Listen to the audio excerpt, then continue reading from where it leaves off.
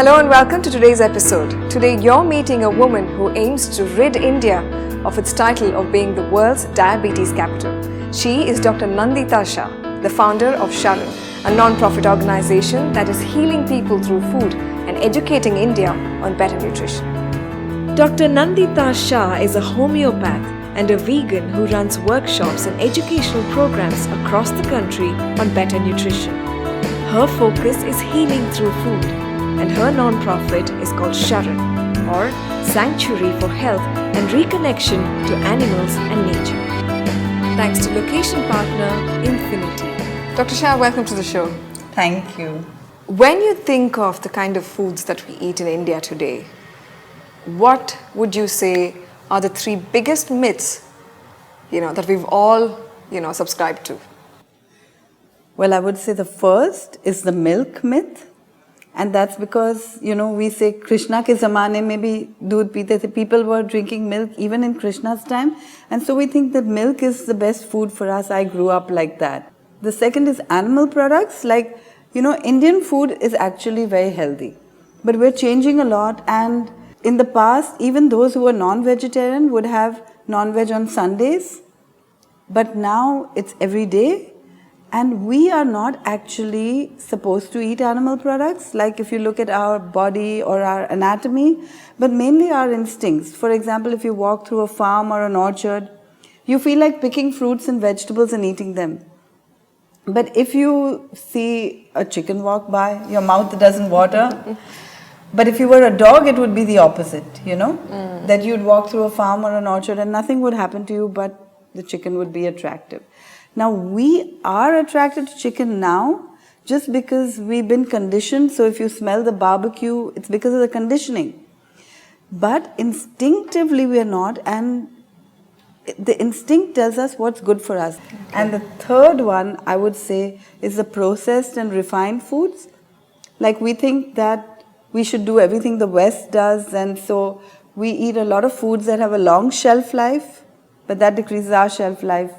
So, if we were to eat foods that are natural, suitable to our species, we could be really healthy.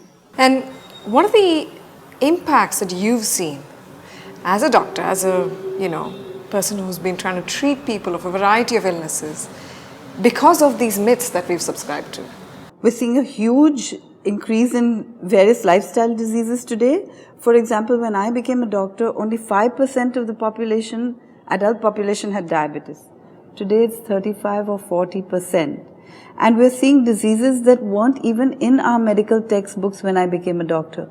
For example, Metabolic Syndrome, which is a combination of polycystic ovarian disease, hypothyroidism, which is another very common disease, but it wasn't so common before, and diabetes.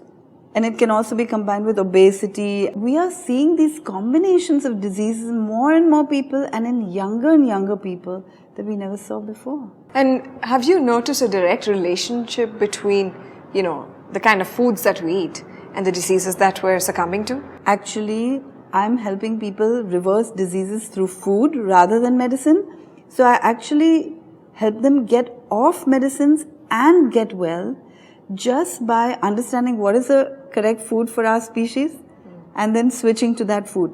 So to make them understand is very simple. But how to change is a big job because, change is always difficult. Yes. So tell me, how are you helping people change their food habits, and in helping them cure themselves or manage diseases better? I know you've been running workshops and educating people for a while now through SHARAN. Also tell me, what is the response you're seeing from the people who go through your training and workshop? So there are two kinds of responses. Some people say, oh, it's too difficult, I can't do it.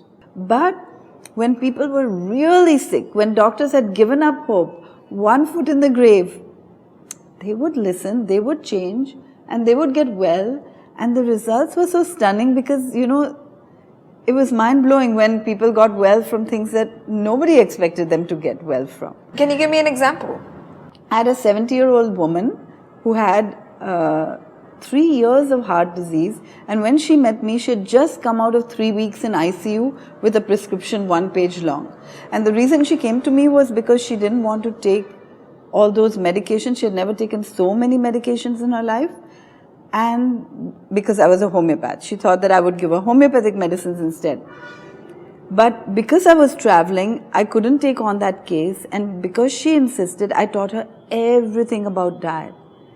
And the thing is, she followed it to the letter.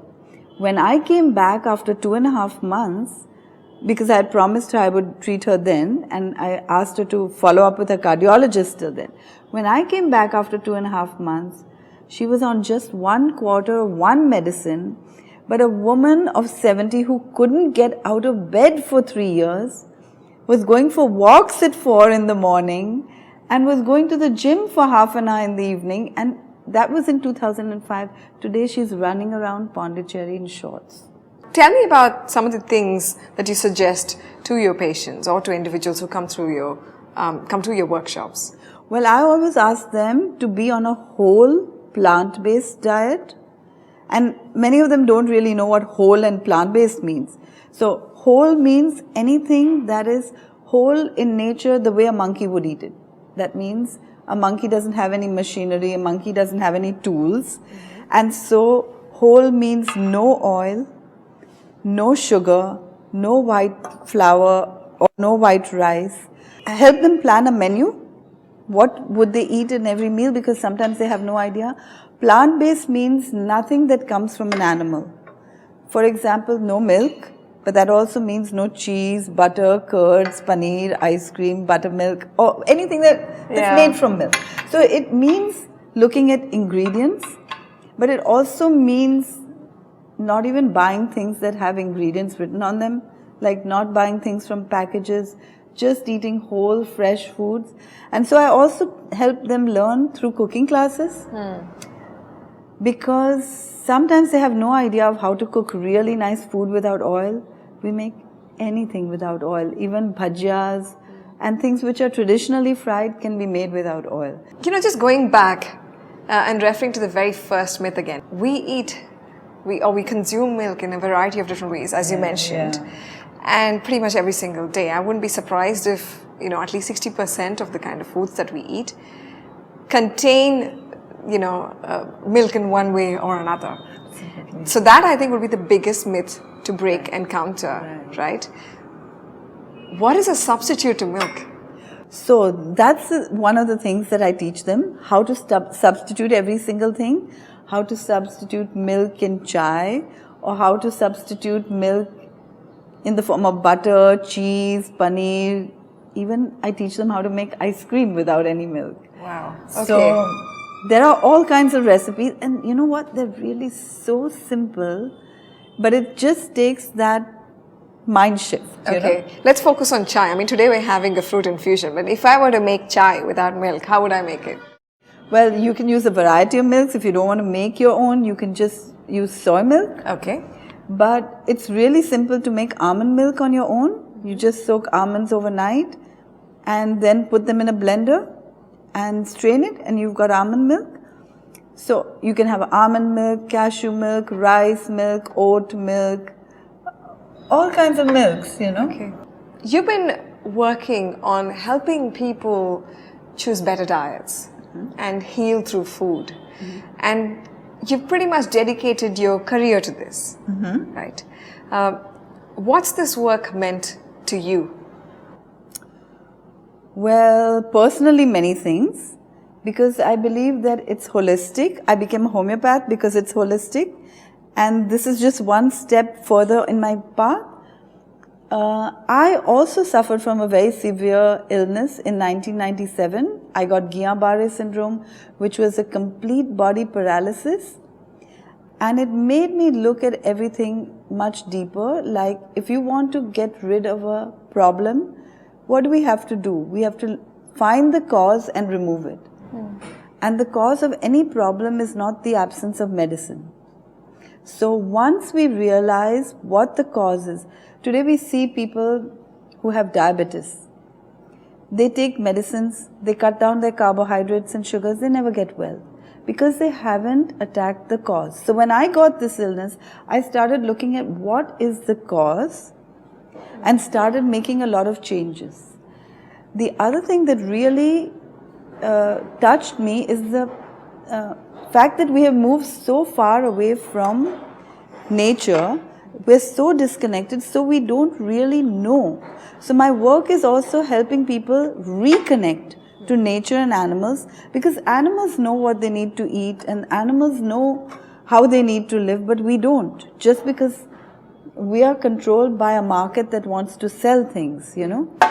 So once we help people make that connection, then that's why SHARAN is called Reconnection, Sanctuary for Health and Reconnection to Animals and Nature. Once we help people make that connection, it just flows. You don't have to do anything to get there, you know. It happens by itself. What would you say is your goal with all this work then? SHARAN's vision is a diabetes-free India. Today, India has the largest number of diabetics of any country in the world. And we were second largest, but we just shot up to largest. So, I believe that this can be reversed just because every person who reverses their diabetes will want to tell another 20 people how to do it. And so, this snowballing effect will get us there. So the greater impact could happen then. Yes. Fantastic having you on the show. Thank you so much for your time. Thank you, Laxmi. Join our mailing list at chaiwithlakshmi.in/subscribe and keep in touch with us on Facebook, Twitter, Google+, and Pinterest.